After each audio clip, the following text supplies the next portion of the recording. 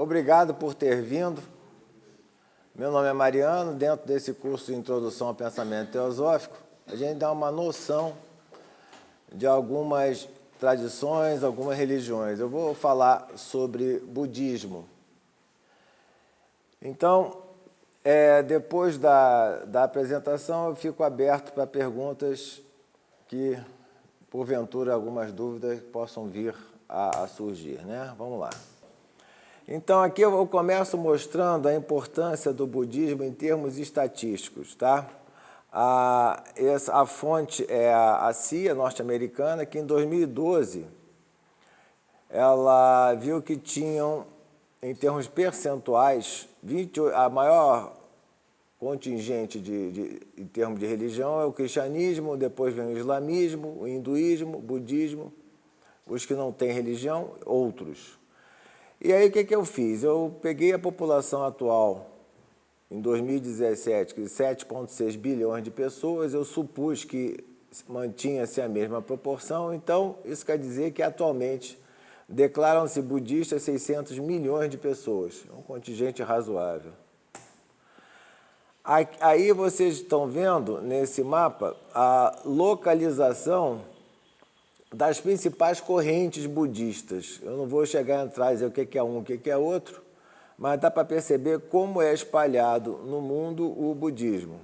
Vocês estão vendo bem claramente que é mais na China, quer dizer, no Extremo Oriente, tá? É que tem mais, o budismo se espalhou mais partindo, e vocês podem observar que a pátria dele, que é a Índia, basicamente ali não tem muitos budistas, que vocês ao longo do tempo, vocês vão, da palestra, vocês vão entender o porquê, exceto no Sri Lanka, que foi para onde foi o budismo, que hoje em dia é chamado de Theravada, e depois se espalhou também. Então vocês estão vendo que ele tem muito no Sri Lanka, Camboja, Vietnã, Tailândia, Laos, Burma, Nepal, Tibete, Mongólia, na Mongólia Interior e no Japão. Eu quase sempre procuro situar, quando eu faço alguma palestra, as coisas numa linha do tempo. Então, eu comecei entre 900 e 800 a.C. Por quê? Porque o que acontece? Quando os arianos, saindo da Pérsia, chegaram através da passagem do Hindu-Kush, chegaram lá no Ganges, naquela planície do Ganges, isso foi bem antes, foi em termos de 2.000, 1.500 a.C., os arianos, eles tinham os deuses dele, né? E, de um modo geral, eles tinham como hinos, etc., os Vedas. E aí o que aconteceu? A partir do ano 900, entre 900 e 800, que começaram os Upanishads. Os Upanishads, eles são uma espécie de interpretação dos Vedas, feito por alguns sábios, mas esses sábios todos, eles eram brahmanes. Então, nessa linha do tempo, você observa isso. Você tem os arianos também, eles vão se expandindo mais para o sul da Índia e tem o uso mais intensivo do ferro. O que quer dizer o uso mais intensivo do ferro? Quer dizer que não só as armas ficaram mais letais, como também os instrumentos de agricultura fizeram com que houvesse maior produtividade. E havendo mais produtividade, havia mais excedente econômico, havendo mais excedente econômico, havia mais trocas, e havendo mais trocas, começou a importância maior das cidades. Aí vocês estão vendo aí que na Europa começam as cidades-estado, na Grécia, mais ou menos nesse período também. Houve a fundação de Cartago, e vocês estão vendo que o Egito já era forte, ele acabou invadindo Judá e Israel. Em 700 a.C., vocês têm o apogeu do Império Assírio, você tem a fundação de Roma, as colônias gregas. Então, vocês estão vendo que o mundo está se desenvolvendo, o mundo não está parado. Eu fiz isso tudo porque, começando entre 800 e 900 a.C., a gente teve os Upanishads, e aqui vocês estão observando, no ano 600 a.C., começa a se espalhar mais o trabalho em ferro na Ásia. Isso também quer dizer, aumenta a letalidade das armas e aumenta a produtividade da agricultura. Então, isso é um incentivo maior para as cidades começarem a tomar conta, um pouco maior. Bem, aí você vai vendo que chegamos aqui, 500 a.C. O que acontece em 500 a.C.? Reinado de Dario I. O Dario I e depois Ciro, o grande rei dos persas. Então, o que está acontecendo? A leste, você tem, na Índia, quando você tem a leste, você descendo, você tem, no caso, a China, e a oeste você tem todo o império consolidado.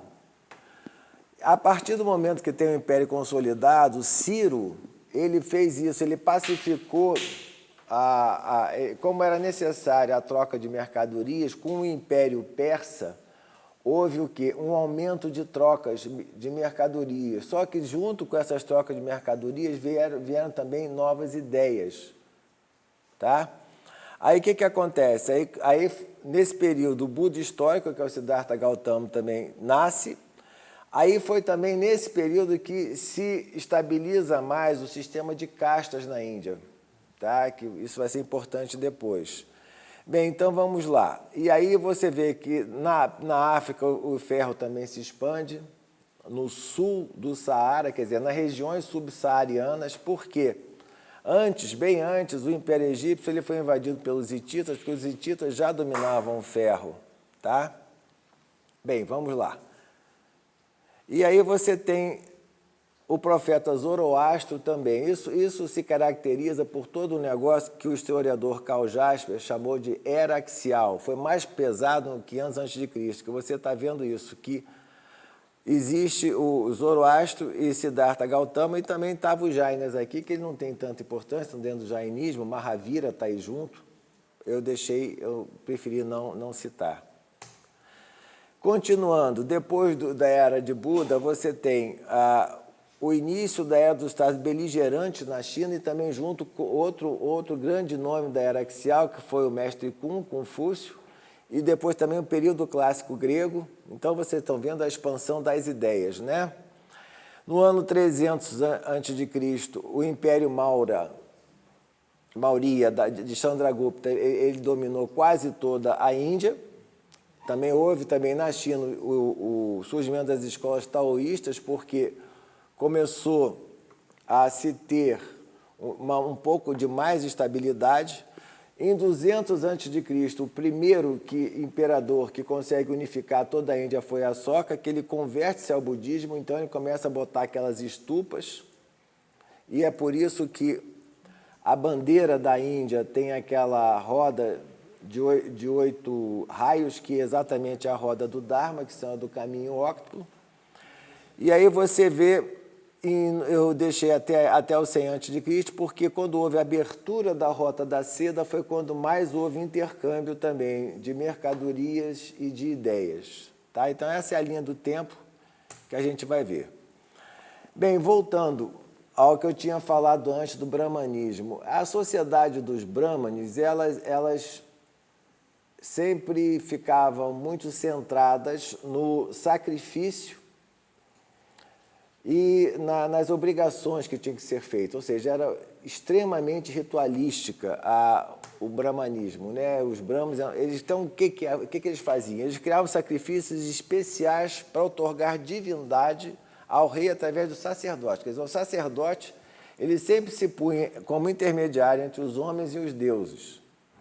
Então, eles detinham, nesse sentido, um tipo de poder que os reis não tinham. E havia uma espécie quer dizer, um legitimando o outro através desse sacrifício, conforme vocês vão ver aqui. Então, o sacerdote, ao fazer o sacrifício, porque acontece uma coisa, quando começou a invasão ária na Índia, havia muito mais valor ao rei, que era guerreiro, do que propriamente aos sacerdotes. A partir do momento que eles se estabeleceram, eles, ao colocar de uma forma institucionada esses sacrifícios, que também era um movimento catártico, eles recuperaram o seu lugar, porque não era mais um movimento tanto de expansão, era um movimento de manutenção, e dentro do movimento de manutenção, ou seja, dentro da estática da manutenção, o sacrifício, ele era uma forma de tentar, digamos assim, comprar a boa vontade da divindade, tá? E havia essa interdependência mútua entre um e outro, quer dizer, um legitimando o outro, o rei e o sacerdote. Aí a gente vai para o sistema de castas na Índia. Então, interessante é isso, que casta, casta vem de castos, que quem inventou isso foi Vasco da Gama, quando a primeira vez viu um Brahmane, viu ele todo de branco, aquele cordãozinho branco, achou que ele era casto, então daí vem castos. Mas em sânscrito é Varna, que quer dizer cor, tá? Então, no início, essa divisão separava os ários dos não-ários, tá? E aí, quando os arianos chegaram à Índia, eles só eram 3 classes sociais, os guerreiros, a aristocracia, o sacerdote e o povo que ia junto com eles, eram 3. Então, isso quer dizer que, de início, vocês tinham 3 castas, só que depois, com o desenvolver das cidades, tinham que botar os mercadores em algum local. Aí botaram os comerciantes entre os camponeses, que era o povo, e os guerreiros. E daí vocês também continuam, aqueles drávidas do sul da Índia, etc., eles eram 100 castas, ou seja, eram os párias, que a gente chama, mas eles chamam lá na Índia de Dalit. Tá? Esse sistema era um sistema extremamente, como é que eu vou dizer, fechado em si mesmo, ele era muito ortodoxo. Então, de uma casta não podia ir para outra. E os sacerdotes eram os únicos que podiam estudar religião, eram os únicos que tinham acesso aos Upanishads, etc. Bem, aqui vamos então para a vida de Buda. Ele nasceu em Lumbini. Lumbini está por aqui em algum lugar, se vocês não enxergarem, pode ficar tranquilo que eu também não estou enxergando, mas é aqui atualmente do Nepal. É aqui embaixo. Aqui, ó, Lumbini, tá? Então, aqui exatamente o local onde ele nasceu, tá aqui. Hoje em dia faz parte do Nepal. Ele era na dinastia dos Shakyas. E isso aí é um pouco controverso, porque, na realidade, o local que ele nasceu, nesse reino de Kapilavastu, ele era um reino, mas na realidade era uma república, porque ele tinha muito mais características de república do que propriamente de um reino hereditário. Por quê? Nas republiquetas que tinham na Índia, no início, sempre se tomavam as decisões por assembleias. Tá? Então, sempre as pessoas discutiam antes, depois votavam-se em assembleia. E Siddhartha Gautama, ele cresceu num ambiente assim. Por isso que existem até hoje, tiveram depois os concílios budistas, arraigou-se essa ideia das discussões entre os monges budistas, que vem daí. Tá? Bem, e aí vamos lá. As escrituras budistas mostram que os primeiros budistas pensaram, né, sobre a biografia do Siddhartha Gautama, quer dizer, o nascimento, a renúncia à vida doméstica normal, a iluminação, o início da carreira de doutrinação e na morte. Então, isso tudo tornou-se algo que fosse... São diversos símbolos que você não distingue o aspecto histórico da mitologia, mas isso tudo faz parte, ele é emblemático do budismo. Então, você vai ver dentro do budismo, entremeados, coisas que efetivamente podem ter acontecido com coisas que seriam, em princípio, fantásticas. Então, o Buda, ele insistiu que o que ele fazia? Ele queria dizer, quando ele começou a fazer as coisas dele, ele dizia o seguinte: o meu ensinamento ele se baseou na minha experiência, eu não copiei nada de ninguém, não estudou, não criou nenhuma teoria abstrata, é a experiência dele que levou aos ensinamentos dele. Vocês vão ver ao longo do tempo por que isso ocorreu. Então, ele tirou as conclusões dele dentro da sua própria vida. Ou seja, ele experimentou tudo aquilo que está nos ensinamentos dele. Então, o que o Buda fazia? Ele ensinou aos discípulos que, se quiser chegar à iluminação, ele deve abandonar os seus lares, tornar-se monges mendicantes e praticar disciplinas mentais de yoga como ele fizera. Tá? Ou seja, ele teve o exemplo do que ele fez para, em função disso, ele ficar dizendo para as pessoas, olha, eu fiz esse caminho e deu certo. Se você quiser fazer, é por aí.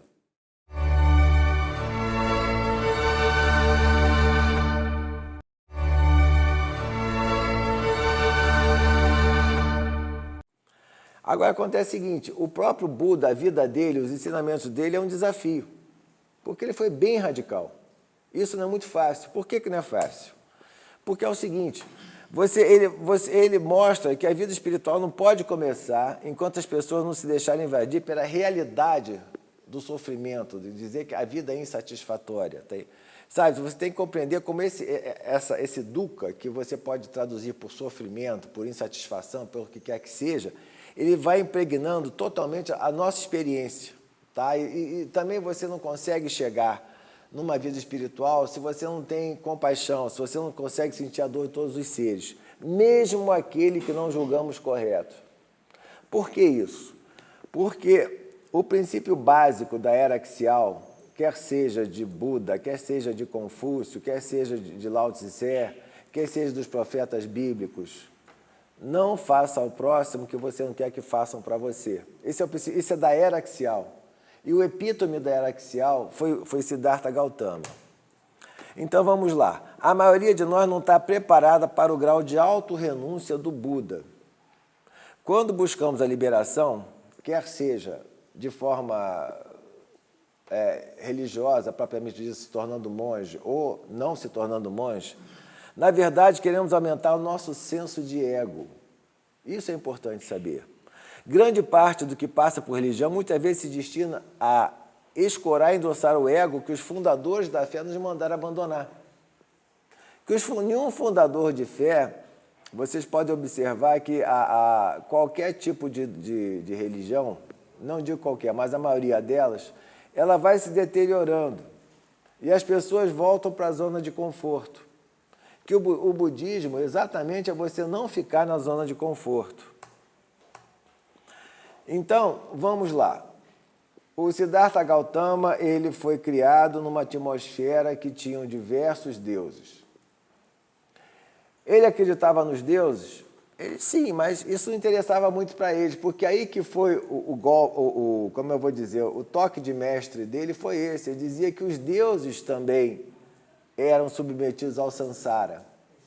Ou seja, a partir do momento que você esgotasse um karma bom que transformou você em Deus, você voltava para, digamos assim, para coisas mais baixas disso, tá? Quer dizer, a escala mais alta, vamos chamar de céu ou lá o que seja, era dos deuses, mas aquilo ali, a partir do momento que a pessoa que aquele Deus não era, ele não sabia, não tinha se liberado mesmo, ele podia voltar. Essa foi a jogada de mestre dele. Então, o que acontece? Nesse período que o Buda viveu, as divindades estavam começando a recuar da consciência religiosa da maioria das pessoas pensantes. Não se podia dizer que ela era inútil, mas era insatisfatória, porque não resolvia. Porque o que acontece? Vamos lá. Os deuses não podiam oferecer ajuda real e concreta. Porque antes, quando você tinha nos campos aquele esquema repetitivo, você não tinha tantos desafios como tinha dentro das cidades. Esse tipo de urgência ocorreu mais com o surgimento das cidades. Então, vamos lá. Os sacrifícios feitos em honra aos deuses, né, não aliviavam a miséria humana. Que o cara fazia o sacrifício achando que... fazia o sacrifício achando que ia ter algum ganho material, diga-se passagem, isso persiste, quer dizer, fazia um escampo com a divindade, ou então para ele se sentir melhor. Mas chegava uma hora que mesmo ele se sentir melhor, acabava.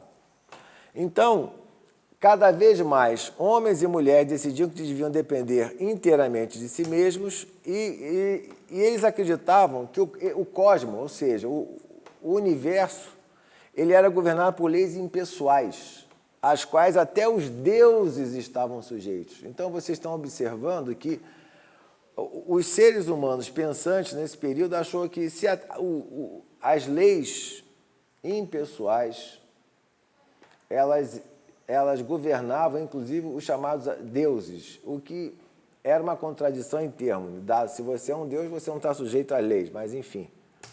Então, o que acontece? Como é que foi começando a se estabelecer melhor uma coisa chamada lei do karma? Porque não fazia sentido. A lei do karma se estabeleceu mais a partir desse período, entre 600 e 500 a.C. Porque não fazia sentido uma série de coisas e as coisas podiam ser melhor explicadas se houvesse esse fenômeno de ação e reação. Então, vamos ver. Um homem ou mulher renasceria após a morte numa nova condição que seria determinada pela qualidade de suas ações, que é o chamado karma, na vida atual. Por que eu estou falando isso? Que a partir do momento que você tem a classe dos mercadores feitos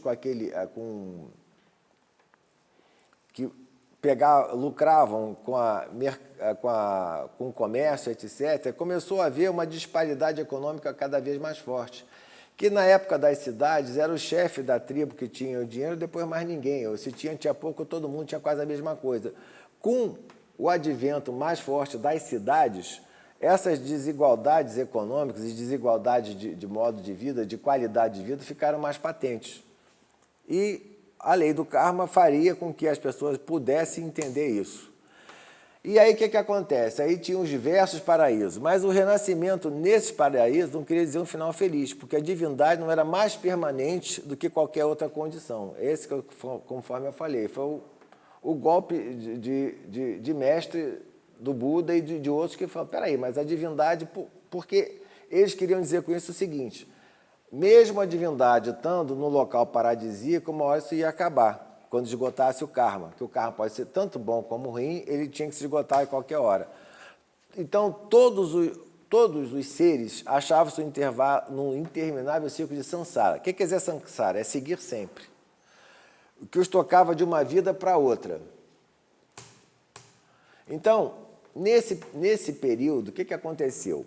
Começaram a ter os ascetas. Os ascetas eram pessoas das mais diversas castas que ficavam incomodados com tudo aquilo e começaram a ir para a floresta para tentar se iluminar.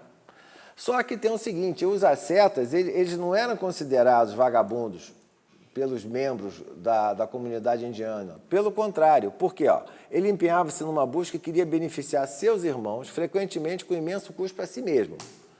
Então, eles eram encarados pelas pessoas normais como nós como um pioneiro. Ele explorava os domínios do espírito para trazer socorro aos homens e mulheres sofredores. Eles tornavam-se sábios com isso. Aí o que acontecia? Eles queriam botar as teorias deles em prova. O estudo e o debate tornaram-se importantes atividades religiosas. Então, ou seja, a partir do momento que ele achasse um caminho, ou seja, um dhamma ou um dharma, achava uma lei, ele voltava para tentar mostrar que aquilo ali dava certo. Então, aconteceu o seguinte, essas monarquias que foram incipientes, que estavam se formando, e as cidades dominadas pela economia de mercado, tornaram as pessoas dessa região do Ganges, que era fértil, né, conscientes desse ritmo, dessa mudança. E aí o que acontece? Esses moradores urbanos viam por si mesmos que a sua sociedade se transformava rapidamente, mediam seu progresso e experimentavam um estilo de vida muito diferente do ritmo repetitivo de uma comunidade rural, baseado nas estações, onde todos faziam a mesma coisa ano após ano. Ou seja, os desafios de uma vida de uma cidade são diferentes. E foi nesse ambiente que cresceu o Buda. Então, vamos lá. Todos vocês já fizeram, alguns até a matemática avançada. Vocês já sabem uma coisa chamada fórmula de Bhaskara, né, que é menos B, mais ou menos raiz de B2 menos 4AC sobre 2A. Quem inventou isso? Foi um indiano. Quem inventou o zero? Foi um indiano. Então, o que quer dizer isso? Quer dizer que a mentalidade deles sempre foi profundamente analítica, eles sempre discutiram muito. O indiano, ele sempre gostou muito de discutir. Então, eu imagino como é que deve ter sido depois que Alexandre chegou lá e ficou teve um rei que era de origem lá de Alexandre, deve ter sido ótimo, sabe? As figuras que mais discutiam, que eram os gregos e os indianos, eles juntos, tanto que tornou-se célebre tem a discussão nesse reino desse rei grego que ficou no norte da Índia, que deve ser provavelmente agora Paquistão, ele juntando tanto os pensadores gregos como os budistas e como os brahmanes. Então, ou seja, eles sempre gostavam de discutir, ver que lado prático tinha aquilo ali ou não. Por isso que tem isso que eu falei, o conhecimento religioso tinha um critério, dava certo? Transformaria o indivíduo, mitigaria a dor da vida, traria paz e esperança, uma liberação final. Quer dizer, qualquer tipo de dharma tinha que passar por esse crivo. Não adianta. Por quê? Porque ninguém se interessava só uma doutrina metafísica. Ah, tá bom, pode ser muito elaborada. Um dharma precisava ter uma orientação prática. Quase todas as ideologias dos monges das florestas tentavam mitigar a agressão da nova sociedade. Porque essa sociedade das cidades era muito mais competitiva, promovendo a ética da ahimsa, ou seja, a não violência que defendia a delicadeza e a afabilidade. Por que eles defendiam a ahimsa? Porque nesse tipo da sociedade mercantil, incipiente, havia muito mais disputa. Então, nesse sentido, as pessoas, o mecanismo de compra e venda envolve sempre uma agressividade velada. Alguém querendo... que a pessoa quer comprar pelo mínimo possível e o outro quer vender pelo máximo possível. Isso, de modo geral, que é um conflito de interesses até chegar num ponto em comum chamado preço, mas isso é outra coisa. Vamos agora para a infância de Buda. Quando Siddhartha tinha 5 dias de idade, seu pai, Suddhodana, convidou 100 sacerdotes para um banquete, para que examinassem o corpo do bebê e ver se ele tinha alguns sinais auspiciosos ou não. 8 desses sacerdotes concluíram que a criança teria um futuro glorioso. Tornar-se-ia ou um Buda, ou um monarca adquirindo suprema iluminação espiritual, ou um monarca universal, um rei universal. Que isso aí era um herói da lenda popular que governaria o mundo todo. Isso sempre houve aquele monarca universal, né? Durante toda a vida de Gautama, ele teve que enfrentar esse destino alternativo. A imagem do monarca universal tornar-se-ia seu alter ego simbólico, o oposto a tudo que ele acabou realizando. Então você observa que ele era um ser auspicioso e ele podia estar entre 2 extremos. Ou ele governaria o mundo, ou então ele, tornando-se um iluminado, ele poderia ser um tipo de um farol para o mundo. E sempre tem essa história, quando a pessoa tem muito poder, seja ele qual for, um poder espiritual, quando tem muita energia, o que vai acontecer? É uma senoide, você vibra muito em cima e vibra muito embaixo também. Então, isso é o quê? Por isso que se torna um alter ego, por isso que tem essas tentações. Quem bem retratou isso foi São João da Cruz, naquela poesia maravilhosa dele, A Noite Escura da Alma. Então, o Suddhodana resolve manter Gautama prisioneiro no palácio, ou seja, como ele queria que o filho dele fosse um monarca universal, ele preferiu que o filho dele não saísse do palácio. Então, o que ele teve lá? Seria um palácio do prazer. É uma imagem o quê? Da mentalidade de negação. Isso existe entre nós. Mas por quê? Então, isso estou querendo mostrar com isso que é tudo simbólico. Esse palácio do prazer, ele tem na gente também. Porque enquanto nós insistimos em fechar nossas mentes e corações à dor universal, que nos cerca por todos os lados, continuamos trancados numa versão não desenvolvida de nós mesmos, incapazes de crescimento e também de intuição espiritual. Eu estou querendo com isso mostrar que essa lenda do Buda está dentro da gente. Tá? Por isso que eu falo que o mito faz parte do estudo dessa filosofia, dessa religião, mas que está dentro da gente também. Então, o que acontece? Esse tipo de coerção só pode impedir a iluminação, pois prende a pessoa num ego inautêntico no estado infantil, não desperto. Sabe? Ou seja, cercado dos prazeres, você não vê o que acontece fora de você. E aí o que aconteceu? Os deuses interviram. Aí o Buda teve a visão de um velho, um doente e um cadáver. Que eles conseguiram passar por lá, tem todo um aspecto mitológico aí, né? Então, o que acontece? É sempre tentador ignorar o sofrimento, que é parte inevitável da condição humana. Mas, uma vez que esse sofrimento invadiu a gente, jamais a gente pode voltar a ver o mundo da mesma forma. Então, o Buda teve consciência do sofrimento através da visão de um velho, de um doente e de um cadáver. Ou seja, ele vê que as coisas não... O que ele mostrou aí? Que as coisas não são permanentes. Então, só depois de encontrar um abrigo de paz interior, sua vida parecerá mais uma vez significativa e valiosa. A partir do momento que você toma consciência que existe esse sofrimento, você começa a ficar abalado na maioria das suas crenças, na maioria... Você vai vendo, peraí, mas se você tenta se agarrar a uma coisa, que você vê que essa coisa não existe. E aí foi aí que o Buda, resolveu partir em busca de se encontrar. Aí o que aconteceu? Mara, que seria o demônio, tentou impedi-lo de partir. Esse Mara, o que é esse Mara? É o lado sombra de todos os elementos inconscientes dentro da psique que lutam contra a nossa liberação. Mara é aquela coisa dentro de nós que quer manter a gente dentro da zona de conforto. A iluminação, gente, jamais é fácil. É assustador deixar para trás os nossos eus, porque são a única maneira de viver que a gente conhece. Mesmo que esse conhecido seja insatisfatório, tendemos a apegar-nos a ele porque temos medo do desconhecido. Por isso que, está vendo, o Mara é o nosso lado sombra, não é uma coisa externa, é uma coisa interna. E vamos lá. Aí o que acontece? O Gautama vai para a floresta praticar com esses ascetas que eu já tinha falado antes, que tentavam se encontrar na floresta.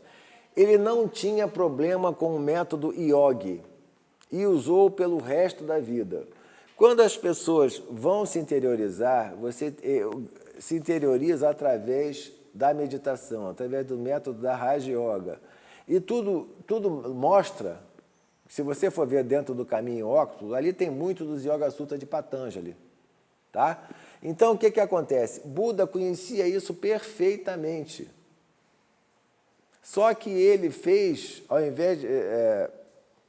o que é um pouco diferente dos Yoga Sutra de Patanjali, que a meditação budista também é uma meditação analítica, quando vocês vão ver que vão entrar outros componentes nisso. Então, o que acontece? Ele conseguiu estados elevados na meditação, mas quando ele voltava a si, ele via-se preso de desejo, de medo e de sofrimento. Então, ele empregou uma técnica yoga que chegava num grau de êxtase meditativo, ou logo que seja, mas quando ele voltava, ficava na mesmice.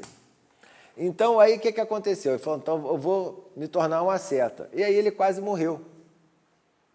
Ele ficou sem comer durante um bom tempo, etc. Aí tem a história de uma menina que ele comeu uma espécie de manjar feito com arroz e leite de cabra, etc, etc. Aí os amigos deles, ascetas, abandonaram ele. Mas por que ele, voltando ao seu ascetismo, ele quase morreu? O que não deu certo no ascetismo? Por quê? Por mais severas que fossem essas austeridades, ou talvez mesmo por causa delas, o seu corpo clamava por atenção. E ele ainda era perseguido pela luxúria e pelo anseio. Então, isso tinha nele. O corpo dele ficava clamando por atenção, porque quando você não satisfaz a necessidade do corpo, quando você fica meditando, mas você não comeu rigorosamente nada, parece-me, segundo eu soube por uma pessoa que fez sobrevivência na selva, você consegue ficar até 5 dias sem comer. Depois disso, as coisas vão piorando. O corpo clama por atenção, porque você precisa dele para viver. Então, continuava perseguindo pelas coisas. Na verdade, nessa prática do ascetismo, ele parecia muito mais consciente de si mesmo, quer dizer, do si, como nunca. Na raiz do problema estava o quê? O ego autoconsciente e eternamente ganancioso. Essa que estava a raiz do problema dele, quer dizer, não importando. Enquanto ele tivesse isso, você podia fazer o que fosse, ascetismo, samadhi, etc., mas estava o ego ali por trás daquilo tudo.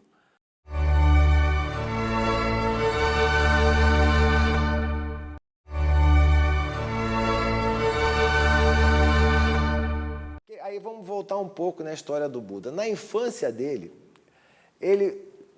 as amas deixaram ele parado durante algum tempo, e ele estava um período que estava de você preparar a terra para plantar. E quando você prepara a terra para plantar, você arranca ervas daninhas, você tira bicho, etc. E ele viu fazendo aquilo tudo, ele se sentiu um pouco incomodado daqueles seres que estavam morrendo por causa daquilo.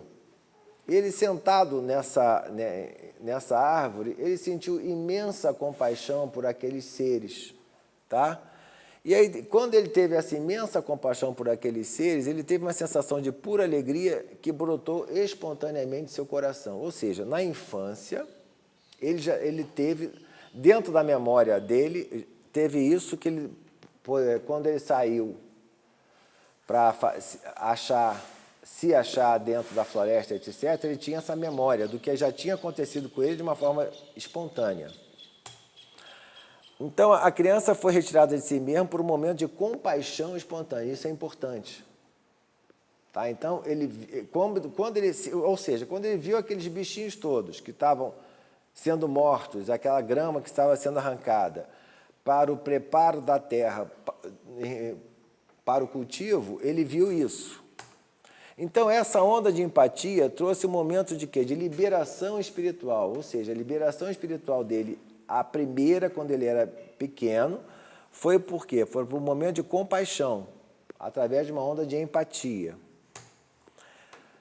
E aí, o que acontece? Ele estava sozinho ao acontecer isso. Por que isso é importante? Porque quando você está dentro do processo meditativo, a meditação exigia o quê? Intimidade, intimidade e silêncio. O que quer dizer essa intimidade? Intimidade com você mesmo. O que é intimidade com você mesmo? Você conhecer seus processos internos. Isso é importante. E aí, o que aconteceu? A yoga, deixa eu explicar antes uma pequena digressão. Yoga quer dizer junção. Yoga é aquela coisa que junta, das juntas de boi, que juntam um boi no outro. Tá? E é uma junção no sentido de manter preso. Tá? E aí, por isso que no Bhagavad Gita, o Auriga, que era o que mantinha, que equilibrava os bois para mantê-los presos, ele era importante. O Auriga era Krishna. O cara que ficava atrás no carro de guerra era o Arjuna. Então, yoga é uma coisa isso, é você ter habilidade suficiente para juntar. Juntar o quê? Juntar você a você mesmo, tá? Então, vamos lá. A sua yoga destinava-se a ajudá-lo a tornar-se mais familiarizado com a sua natureza humana. Por isso que ela exige intimidade e silêncio. Intimidade para você saber conhecer a sua natureza humana, para poder fazê-la trabalhar em seu favor na obtenção do nirvana. O que quer dizer nirvana? Nirvana é cessação, mas não é cessação no sentido de niilismo. Isso tem que ficar claro, porque muita gente supõe que o budismo é uma filosofia, uma religião niilista. De niilista não tem nada. É a sensação. Cessação de quê? É a mesma coisa quando uma vela, quando ela está ardendo porque tem um combustível que deixa ela arder lá, o fogo lá está ardendo. Qual é a sensação? Quando você tira o combustível, ou seja, é o combustível de quê? Do ego. Você não tem muito como definir bem o nirvana, você define pelo que ele não é. Então, você vê, a yoga do Buda, ela destinava-se a isso, né? Quer dizer, a fazer com que a pessoa se familiarizasse cada vez mais com ela mesma. Por quê? O Buda tinha observado, a partir do momento que ele via esse sofrimento, que as pessoas tentavam se apegar a coisas que acabavam, que tudo era impermanente.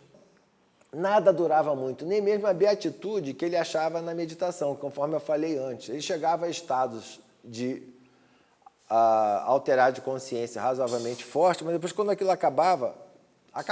Então, ele viu que o que é permanente é impermanência. Então, o que que é? Ele observou, então, ele, por um raciocínio de indução, ele viu que a natureza transitória da vida era uma das principais causas de sofrimento. E enquanto registrava os seus sentimentos, voltando a dizer, ele estava se auto-observando na meditação. De momento a momento, Gautama também tomou consciência de que o dukkha quer dizer insatisfação ou sofrimento. O dukkha da vida não se limitava aos grandes traumas de doença, velhice e morte. Doença, velhice e morte foi o que ele viu lá, as aparições que os deuses fizeram ele ver dentro do Palácio dos Prazeres dele. Então ele viu que essa história do sofrimento não é só nessas situações, digamos assim, limítrofes. Esse sofrimento, ele, digamos assim, ele perpassa, ele subjaz a existência humana, tá? Acontecia numa base diária, em todas as pequenas decepções, rejeições, frustrações e fracassos que nos acontecem no correr de um único dia. E também o contrário. Às vezes você pode ter o contrário de decepção, de rejeição, de frustração e fracasso, você tendo exatamente o antônimo disso, você vai ver que isso aí uma hora vai acabar, o que vai gerar o quê? Insatisfação ou sofrimento. Dukkha você pode, é uma palavra sânscrita que você pode traduzir por ou estresse, ou insatisfação ou sofrimento. Isso aí depende muito de onde você quer colocar a coisa. Então, o que que acontece? Quando todos os exercícios que o Gautama fez, um dos estágios anteriores a você entrar na meditação, pelos Yoga Sutra de Patanjali, é a concentração. Então, ele tornou ele o quê? Bastante sensível a essa predominância do desejo ou do anseio, que é exatamente a causa desse sofrimento. Ele começou a ver, peraí, por que tem um dukkha? Porque eu tenho um desejo muito forte dentro de mim, porque, volto a lhe dizer, ele estava se observando durante esse tempo todo. Ele ficou um bom período de tempo na floresta, fazendo determinadas práticas, mas o tempo todo ele se observando. O ego é voraz e quer devorar as outras coisas e pessoas continuamente. Isso ele observou também. Então, esse desejo nos faz agarrados ou apegados a coisas que jamais podem dar uma satisfação duradoura. Então, isso aí ele foi observando o que estava acontecendo. Então, como é que ele chegou a essas conclusões? Porque ele tinha o hábito do autoescrutínio, que esse hábito ajuda os praticantes budistas a controlar as distrações que nos privam da paz. Quando o meditante toma consciência da natureza efêmera dos pensamentos e desses anseios invasores, torna-se o quê? Difícil identificar-se com eles ou vê-los de alguma forma como meus. A partir do momento que você sabe que aquilo ali é efêmero, como é que você vai se identificar com uma coisa que essa coisa cessa? Então, onde é que está esse eu? Ele vai mostrar, eu não vou entrar aqui nesse, que precisaria só de uma palestra só para explicar isso, você vai chegar à conclusão que esse eu não tem existência inerente. Porque esse eu, ele é formado por diversas coisas que também vão se modificando eternamente. Isso. Por conseguinte, quando você vê que essa natureza é efêmera, de tudo isso que lhe acontece, essas coisas tornam-se menos perturbadoras porque você tomou consciência delas. Então, vamos lá. Que conclusão ele chegou? Que o mundo, cuja própria natureza é mudar, está constantemente determinado a se tornar outra coisa. Qual é a nossa grande dificuldade? Nós, ocidentais, temos um conceito estático. A gente parte do período T1 para o período T2, ou do T0 para o T1. O que ocorre no meio, dificilmente a gente se dá ao trabalho de pensar o que poderia acontecer. Porque vocês estão vendo, como a partir do momento que está vendo que existe a mudança, esse eu não existe. Então, exatamente o contrário do que Descartes chegou à conclusão. Descartes falou, penso, logo existo. Aqui ele fez bem diferente, ele botou assim, penso, logo desisto. Ele desistiu da existência de um eu, que esse eu não existia, porque esse eu não era permanente. Você pode observar que na filosofia ocidental, inclusive dizem as más línguas que quem começou isso foi Heráclito de Éfeso, mostrando a mudança, mas como a cidade dele perdeu na Guerra do Peloponeso, ele deve ter ficado assim tanto quanto irritado e parou de explorar isso. Heráclito de Éfeso, voltando naquela linha do tempo, foi o primeiro a explorar que um homem bebe água no rio, mas todo dia, mas nem sempre, o homem nunca é o mesmo, nem o rio é o mesmo. Então, ali que começou, para nós, que nossa origem é grega e judaica, uma ideia de dinâmica.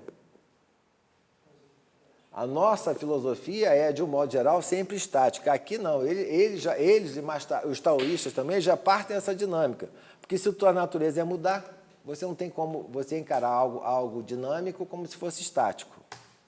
Em seu sistema, o que ele fez? O grande problema que ele tinha era o quê? Eram os rituais. Vocês estão percebendo que eles já chegaram à conclusão que os rituais eram vazios.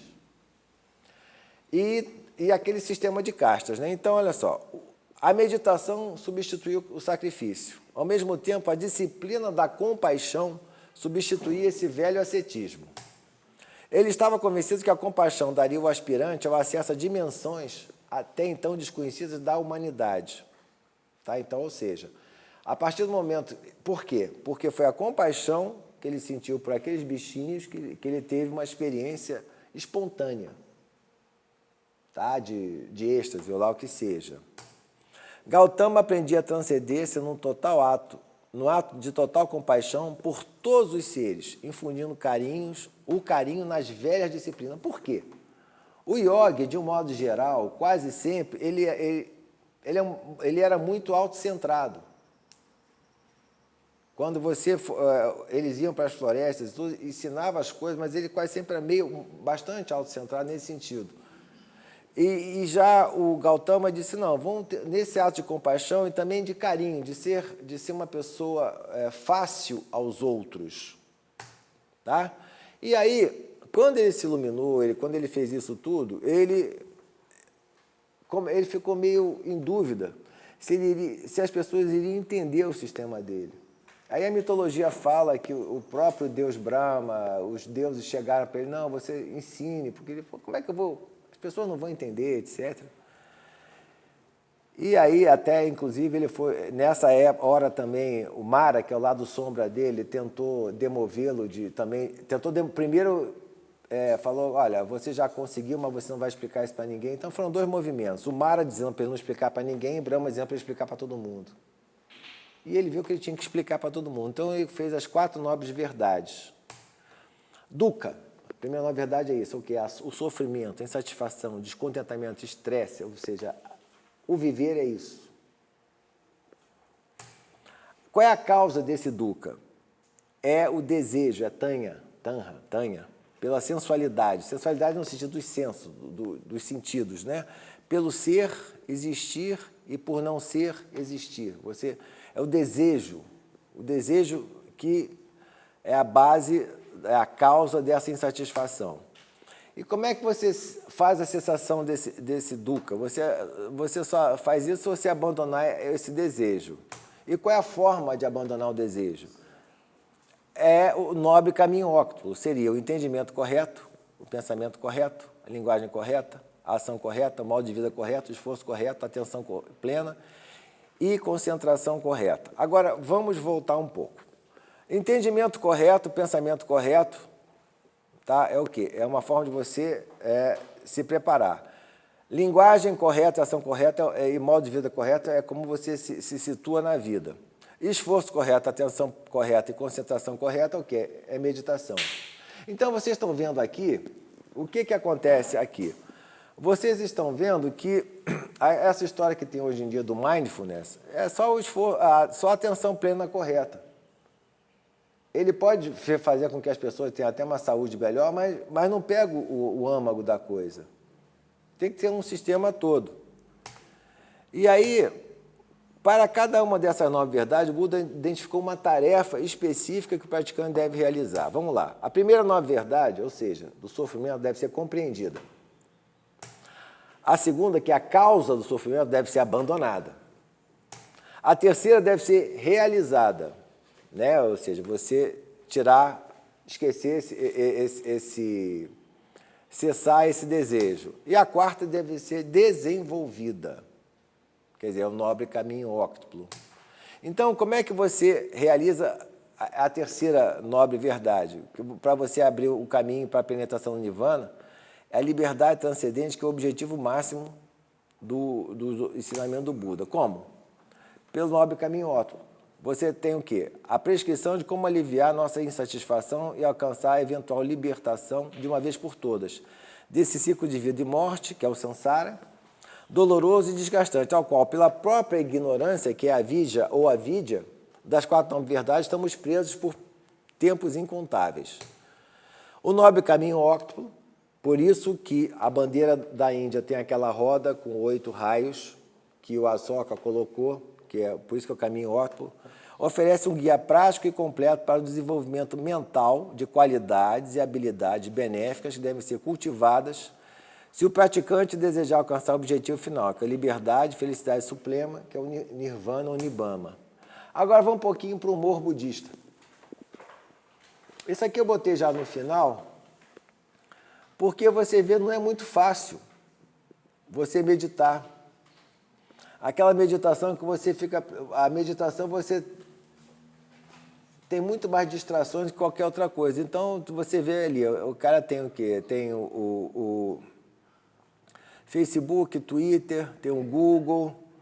Então, é difícil você meditar efetivamente. Ou seja, a gente tem, nessa vida moderna, cada vez mais coisas que distraem a gente. Tá? Então, porque para você atingir o quê? A mente ficar prestando atenção. Porque quando você só presta atenção à sua respiração, ou ao mantra, ou lá o que seja, você entra no claro vazio da mente. O caminho budista, ele tem uma condição necessária que é a meditação. Se você só consegue ter consciência da realidade de dukkha, do sofrimento, através da meditação. Porque vocês estão observando que, ao contrário, digamos, das religiões soteriológicas, o Buda, quando ele entrou na floresta, ele não orou a pai nenhum, não. Ele meditou para se conhecer. Ele não procurou nenhuma solução fora dele, ele procurou dentro dele.